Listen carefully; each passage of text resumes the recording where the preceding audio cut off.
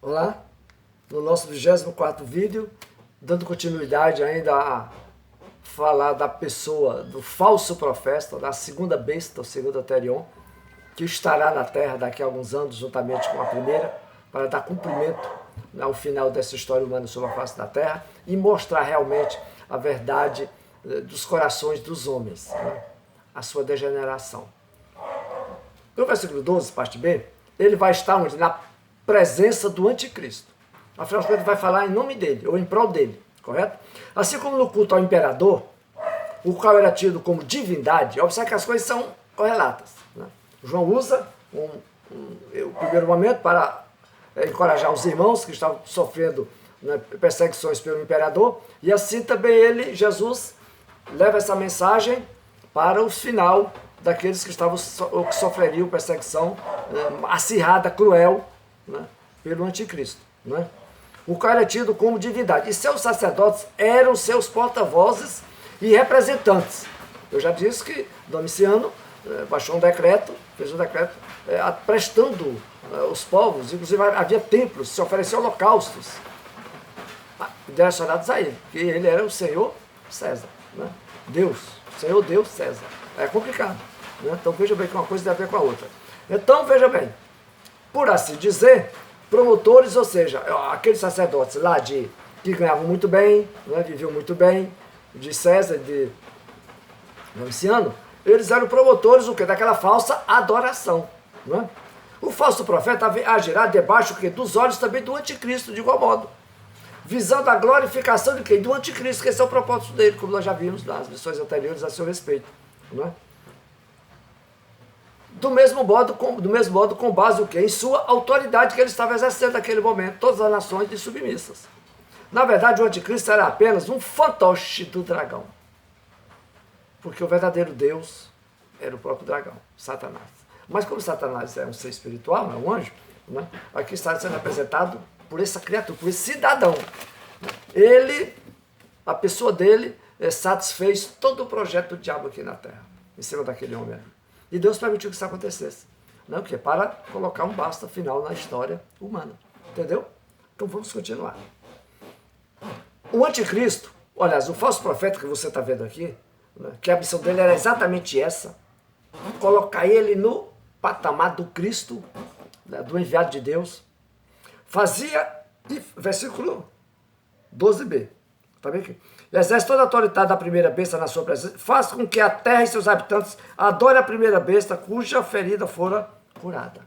Muito bem. Assim como no culto, e fazia que a terra e seus habitantes adorassem a primeira besta, subentendemos que o falso profeta contará com meios para promover e forçar a lealdade dos homens ao anticristo. Nós vamos ver já um dos métodos que ele usou, né?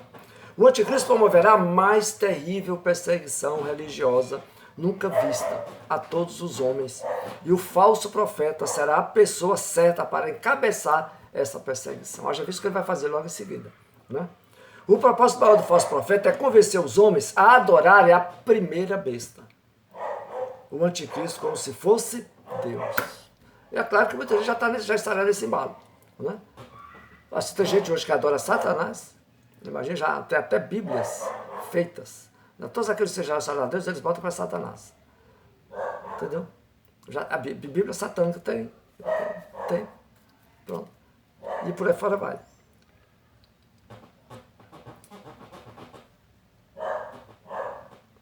Os sacerdotes romanos eram forçados pelo imperador a levar os homens a adorá-lo, os quais eram identificados como o Nero redivido. Aqui não se fala do golpe mortal sofrido a uma das cabeças da besta, mas da própria besta. Aqui há uma imitação grotesca do cordeiro que foi morto, mas ressuscitou. O anticristo procurará imitar a ressurreição de Jesus. Porque o diabo é sempre a cópia, né? Não vou dizer nem a Xerox, que a Xerox é perfeito, só que não é original, né? Mas desenhado. E aí sempre haverá erros, né? Devemos entender que não há uma sucessão de autoridade ou poder, mas as duas bestas agem juntas. O falso profeta será um contemporâneo e companheiro do anticristo. A segunda besta representa a função sacerdotal da primeira besta, que ele não era religioso, ele era político-militar, né? Dando-lhe apoio. Então, o culto ao anticristo será levado a cabo pelas diferentes denominações que se chamam cristãos. O anticristo será um homem universal em todos os sentidos. O falso profeta será o sumo sacerdote judeu. Você está compreendendo? Estou bem devagarzinho. Do culto ao anticristo, o qual mandará colocar a imagem do anticristo no templo reedificado pelos judeus em Jerusalém e tentará forçar os israelitas a adorá-lo. 1 Tessalonicenses 2:3, 4:9, Marcos 13:14, Mateus 24:15, Daniel 9:27. Pois muito bem. Houve um personagem no passado que fez algo cruel, que foi o Antíoco Epifânio, que já falamos, né? Mas foi escorraçado de lá pelos macabeus. Esse fato está narrado. Inclusive a Bíblia Católica tem esse fato, né? Tem 1 e 2, os livros de Macabeus narram essa história, o porquê de toda essa história. Mas como é um livro meramente histórico, a Bíblia cristã evangélica não adota porque é um livro histórico, não acrescenta nada à nossa fé, né? É histórico, foi escrito aí meados do 2º século antes de Cristo. Então, por isso que as versões cristãs evangélicas não os têm, mas o católico tem que ser considerado livros apócrifos, né? Pois muito bem. Então, está lá esse fato narrado. Então, trazendo para os dias de então, né? Esse é pior, né? Que é ser Deus. E colocar a sua imagem, colocou mesmo, então foi que ele foi desmascarado. Até então, olha, estava tudo beleza, o político, né, eu não sei o nome dele, e nem faço questão de saber, que eu não quero lá também estar lá para saber também, não espero que você também não, entendeu? Então ele colocou a imagem dele, não é para ser adorado? É. Só que Deus não se adora porque Deus também é invisível, Deus ninguém viu Deus. Adoramos Cristo Jesus pela fé, que eu também não vi Jesus. Viram aqueles lá do momento dele, lá no 1º século, né, naqueles 30 e poucos anos que ele esteve lá no meio deles. Mas eu não vi, e tantos outros não viram depois daquele momento. Mas nós cremos. Agora ele quer a imagem dele lá, no templo de Jerusalém. Aí a ficha caiu. Só que esse cidadão aqui, que era um dos religiosos lá, dos líderes, estava dando suporte. Não, ele assim, o pior, são as coisas que vão acontecer a partir desse momento. Porque foi a partir desse momento que até então estava tudo bem sobre a face da terra.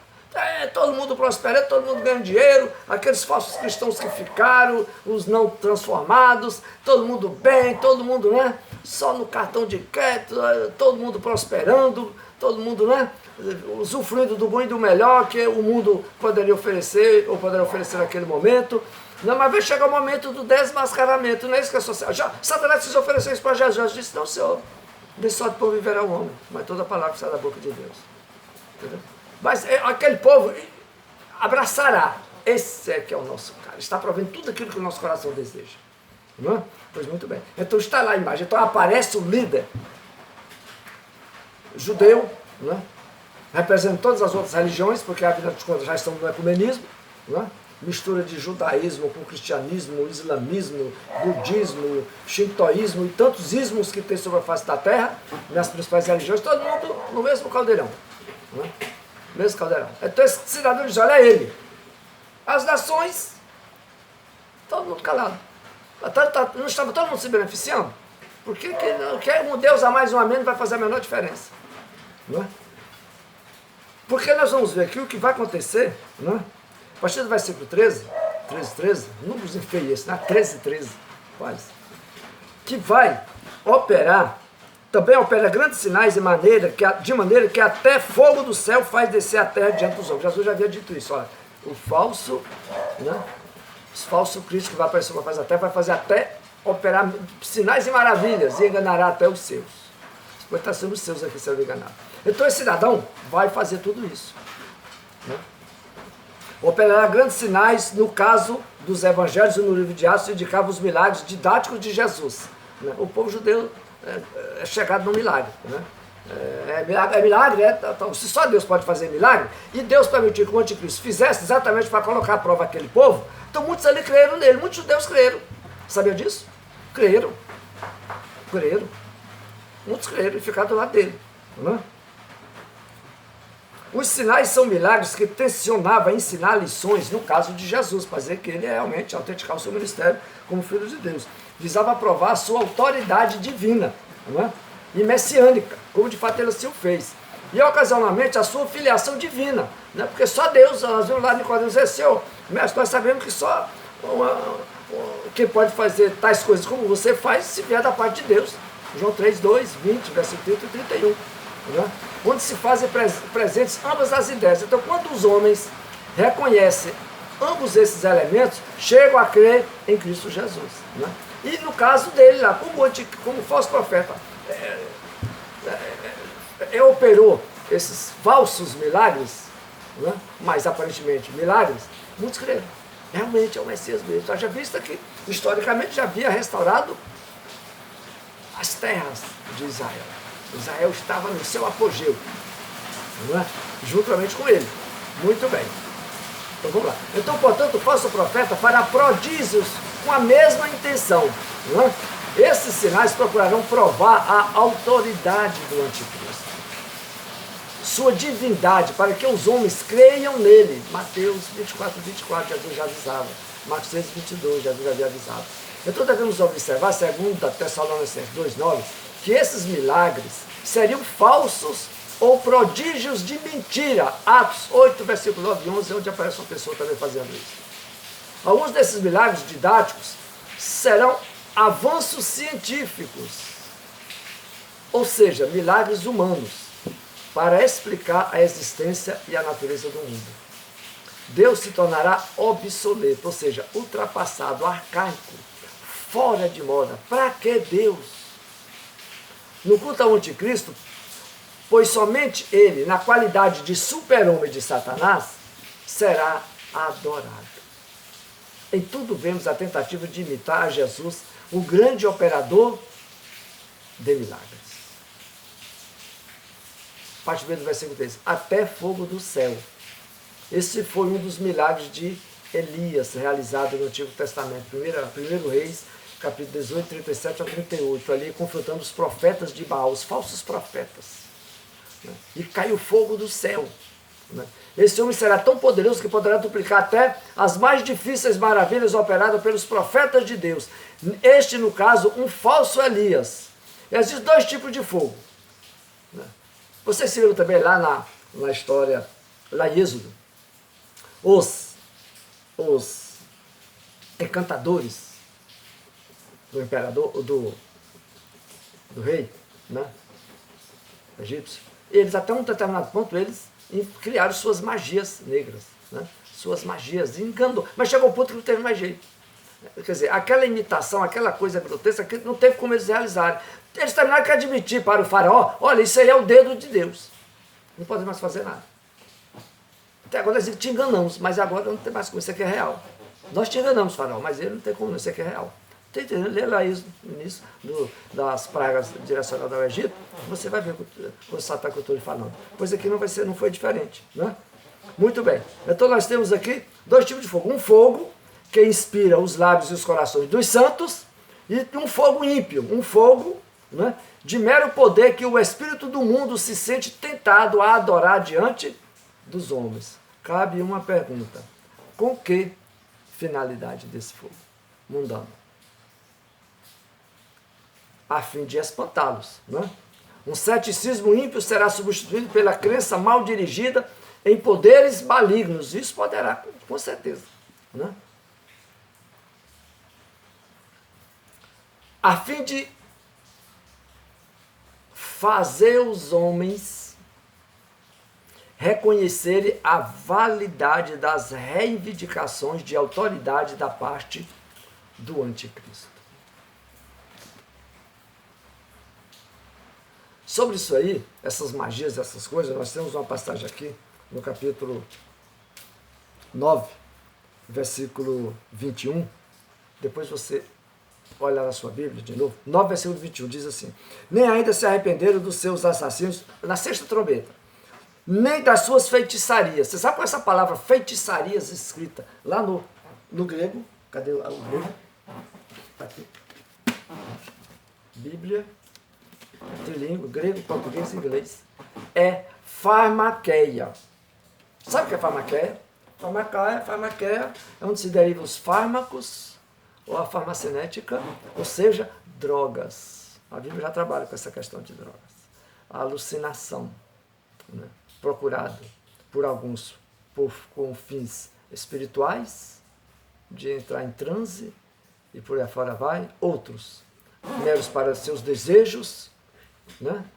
Seus suprimentos. Outros para dominar outras pessoas através das drogas, através daquelas... Da nossa versão trazida como bruxaria, né? Para o linguajar moderno de hoje. Né? Que é o que esse pessoal que praticam isso tenta impor àqueles que lhes procuram. Uma autoridade que eles não têm. E através daqueles rituais, daquela arrumação toda, você sai de lá temeroso. Né? Você se lembra? Você se lembra? Não, você sabe perfeitamente que existe uma seita chamada o Seguidor de Sandaime, um cidadão maranhense que embreou nas matas lá do Amazonas e lá criou essa seita lá. Você entra lá, primeiro você para entrar, para começar o negócio, você tem que tomar um copo de uma droga lá alucinógena. Você fica doidão. Né? E daí há tanta gente indo para lá. Eu tenho até um filme aqui, pode estar na internet. Tá lá, doidão. Né? Saída no meio e no fim. Todo mundo ligado. Alucinado lá, com drogas. Então imagina como é a sociedade da época lá, como estará. Imagina o que rola nesses festivais aí de música que acontece aqui no Brasil, lá para São Paulo, Rio, aquele negócio bonitinho, né? Que muita gente, meio mundo de jovens lá, passam dias a fio, na fila para comprar o ingresso. O que rola demais lá? Drogas e mais drogas. Bebida, sexo e tudo mais que tem direito, né? Pois é. Assim estará a humanidade. Então, por hoje, por nesse vídeo, esse assunto é tremendo, porque vai tanta coisa daqui pela frente a respeito dessa pessoa. Né? Não falamos do 666 ainda não, vamos chegar lá ainda. Então, Deus te abençoe na compreensão da palavra, do estudo de hoje.